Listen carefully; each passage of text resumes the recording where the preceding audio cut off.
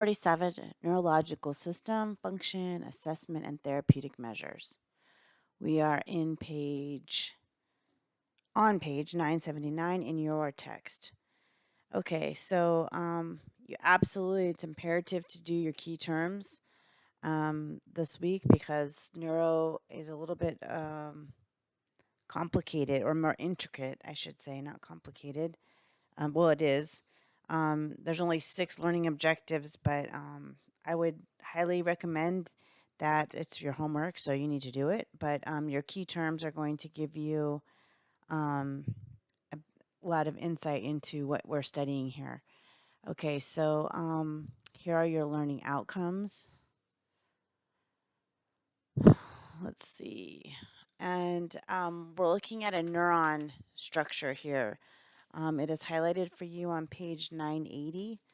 And this is going to be discussing the cell body, the dendrites, the axon, myelin sheath, nodes of Ranvier, or the nodes, neurofibril nodes. They used to be called the nodes of Ranvier. That's how I learned them. And then the sympathetic knob. These are vitally important for you to know the structure. Obviously, a lot of things stem off of the cell body. We talk about dendrites. When we're talking about medications and how they interact with our body, this is referred to a lot. So you can see below on your textbook, it shows sensory neurons. So afferent neurons, they detect stimuli or touch. So as like a flame, and you put your finger over it, it can be heat or cold that is transmitted. Interneurons, these are what are found only in the CNS, so they connect incoming sensory pathways with the ongoing motor pathways. Motor neurons, this is relaying messages from the brain, which the brain then admits in response to stimuli, so you know to back away from a flame. This is all vitally important because we're going to get into when these neurons become damaged due to trauma or disease. Or they have obviously a great effect on whether or not the person is able to function properly. Their motor actions are affected, and it goes from there. Okay, sorry, that's what I just explained to you. This slide here, it's in your text as well. So just illustration. Okay, the cross section of the spinal cord. So we're looking down the spinal cord right now. This again, when we talk about like a fracture or fractures that have damage or sever areas in the spinal cord, this is why you need to understand the anatomy of this. The white matter appears white because of the abundance of the myelin, and we talk about the myelin sheath that goes around it. It contains the bundles or the axons. They carry impulses from one part of the brain to the nervous system. We have CSF circulated in the subchronoid space. A small space that is here, that's called the epidural space. We have the spinal nerve here. The central canal carries the cerebral spinal fluid through the spinal cord, right? And then gray matter, which appears gray because it has a lack of myelin sheath. Not myelin sheath, just myelin, sorry. It contains mostly the cell bodies of motor neurons and interneurons, and the H-shaped right here, see it's like an H, divided into 2 sets of horns, the posterior dorsal and then the ventral anterior horn. And there are also lateral horns in some parts of the spinal cord. So this is just a little background on anatomy here. This is a great illustration. Read all of these, know what you need to be very familiarized with this. This is an extensive system, and it has everything to do with how the body works together. Okay, we have a reflex arc. So somatic receptors, they are located in the skin. So here demonstrated. If you detect a sensation as the stretching of thigh muscles when patellar tendon is tapped. So with a little hammer there, they are going to tap on the front of your knee or your patella, and it will trigger this response, which makes your leg go forward. This is if those somatic receptors are intact. Afferent sensory nerve fibers send a signal directly to the spinal cord. So that triggers this, which goes up all the way through from this point to the thigh. It made the leg move, and then it goes all the way to your spinal cord. The impulse immediately passes to a motor neuron, and then for a motor neuron initiates an impulse. So this happens like instantly, right? This is just broken down for us. Okay, here are a little bit of more broken down information regarding the anatomy of the brain, the cerebrum.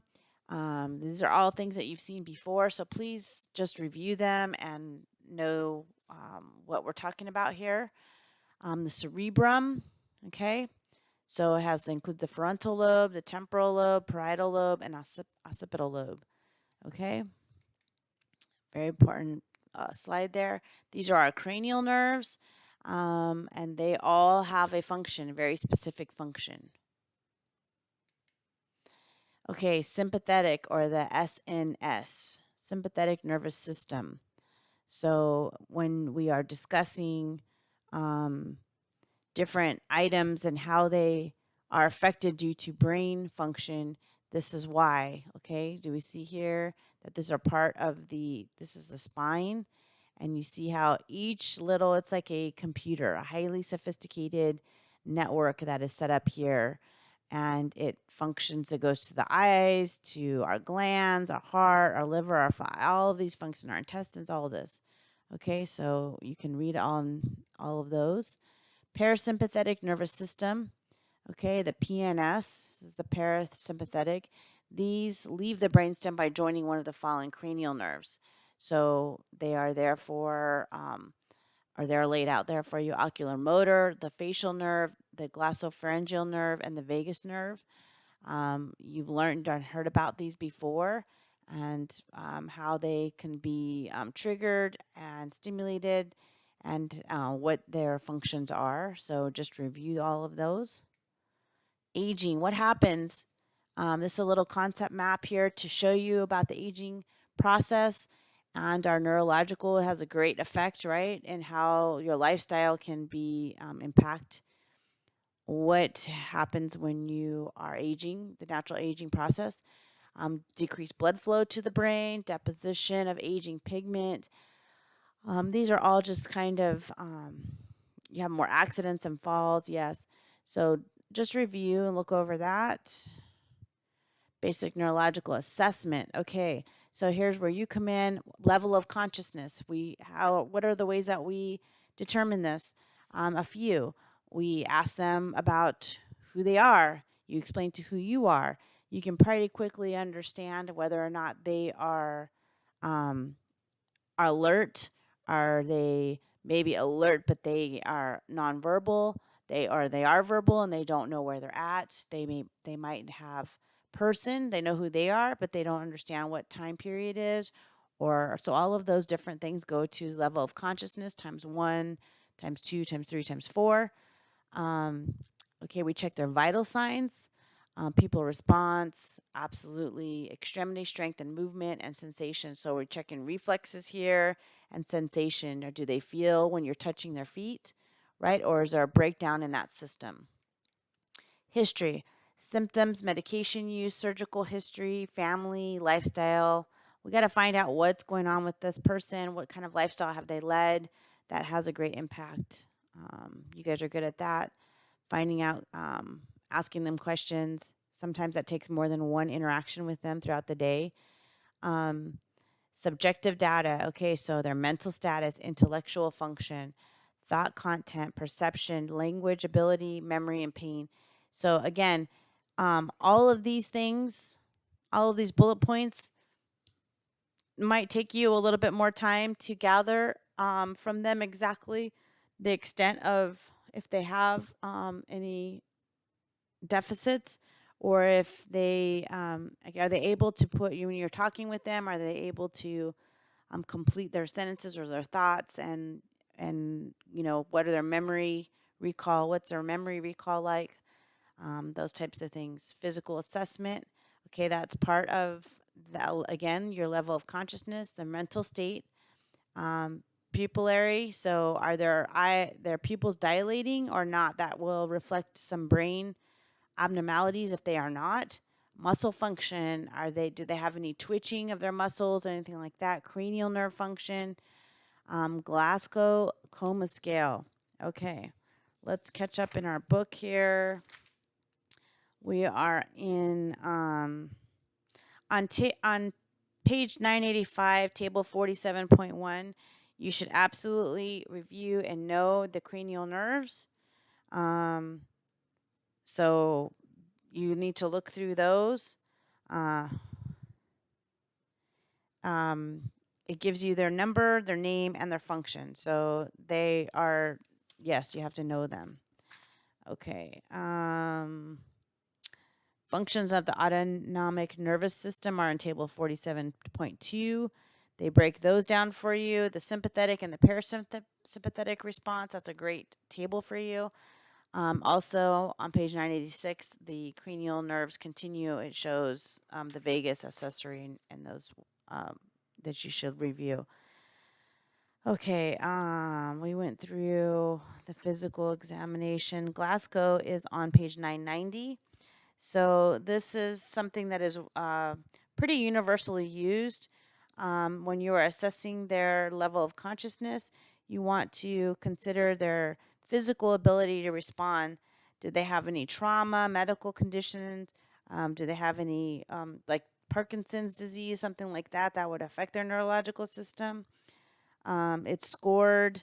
They can have different, if you look on page 991 in table 47.4, you will see what the breakdown of the Glasgow Coma scale is. Eye-opening, verbal response, motor response. Okay, it will give you a score, and then there is an outline of what you would do with that score. What does that mean? Okay. Posturing is also motor response, and there is a diagram of posturing figure 47.11. Okay, so here is that chart that you can see visually demonstrated. It's on page 992 as well. And here is abnormal posturing. So when they have, you can see that when their feet are in this flexed position, like ballerina feet, they will turn in, they're pointed. Their arms can be pronated like this, abducted here. Their elbows, they're very rigid generally. Here's our pupil assessment. You've heard about this before. So equal, round, reactive. This is on your head to toe diagram. It's on the little chart. What do you call it? Clipboard that you were given from the school. There shows you how to gauge the pupil dilation. Laboratory tests. These are the tests that will be used to check out the neurological system, pre-procedural and post-procedural. Yes, this you need to monitor for movement. Are they moving? Sensation. What is their response to healthcare provider? Lumbar puncture. This is a commonly used procedure. It goes right into the spine, into an area into the spine that only anesthesiologists may administer a lumbar puncture. So they're going to test, they're going to get some fluid out and test it, similar to a epidural injection. There's a CT, so you always want to make sure and check for allergies. If they have iodine allergies, there's contrast. It can be a complication. You want to teach that they're going to feel the injection. They're going to get an IV, and when the dye goes in, they're going to feel warmth because people can be very alarmed by that. And you do need to watch for signs and symptoms of allergic reaction. I think I shared with you all my anaphylactic shock EpiPen experience. So just keep that in mind. Pre-procedure care for MRIs. You cannot have a pacemaker. They will order you a CT or something. No special care. They have different options for people that have a metal in their body. Okay, angiogram. This to verify it's going to be inserting a catheter. They're going to be sedated, and so you just need to give them pre and post procedural care and instruction. Very important here is that they are afterwards held still. And this angiogram procedure has been advanced quite a bit. So they can go in through the wrist, the brachial artery, or radial arteries. It's not just, it used to be just the femoral artery, but now, or that was most commonly used, but there are other sites now. So they just need to be carefully monitored afterwards and follow doctor's instructions. Myelogram. Okay, and so this is just going through some of the tests. You need to check for allergies to shellfish, iodine, those types of things as well. Electroencephalogram, because they put this on their head, so their hair has to be clean and dry. And then make sure that you wash their hair after, or they let them know because they'll probably have goop all in their hair. Okay, therapeutic measures, moving and positioning. So obviously when you see feet that are posturing like this, you need to take special care, right? This is a patient that you need to watch. For skin breakdown, you need to wash in between their toes very good because they can get fungal infection, bacteria builds up there. They're probably immobile, so it is very important that you get skin up off of like elevated with pillows and different, they have devices that they can put so they can elevate the feet or help with the circulation. You want to prevent as many contractures as possible. ADLs, you want to encourage their independence based on their level of function. So you definitely have to meet them where they're at, help them. If you don't use it, you lose it. So you want to make sure that you help them get some type of routine that they can reasonably do, but challenges them a little bit. So being mobile is extremely important and independent. We want to emphasize on their strengths. Communication, this is how they might have very difficulties with speaking, swallowing.